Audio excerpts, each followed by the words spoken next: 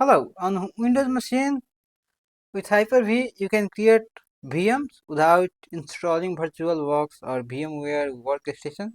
That's amazing. And in this video, I am going to show you how you can boot your ISO file within Hyper-V. So for this demo, I am creating a virtual machine.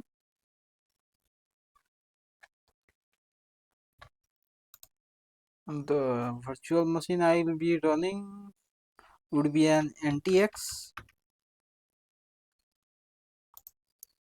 We will keep the version to generation. Then in the next step, we will assign our machine the memory to 2096. I think this would be enough for NTX. I'll keep networking not connected at this moment. We'll attach the hard disk later and just click on finish. So now the machine has been created, and if you open your settings, here you will see the option to SCSI controller. Just click on DVD drive here, and now here click on the image file, select the file,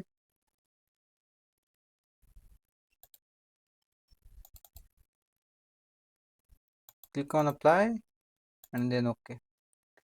And now simply double click it and click on start.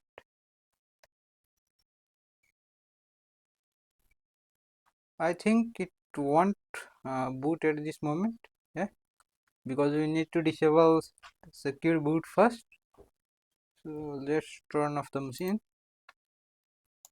Come again, turn off, then click on settings.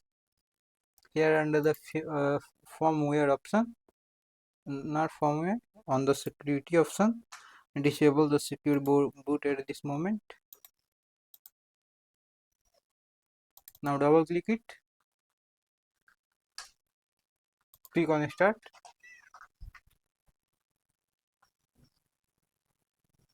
Yeah, now we can see our NTX is booting. We can select the first one option. I use NTX because it boots fast even in virtual machine or even on your real piece of hardware. It boots so quickly. It's based on Debian, and it comes with almost all the utilities you will particularly need in a live environment. Even for day-to-day purpose, I find it useful. There are some glitches, particularly with their control center application. I can show you these interfaces. You find the ugly icons and even icon missing, and things are not organized properly here, but it does its work.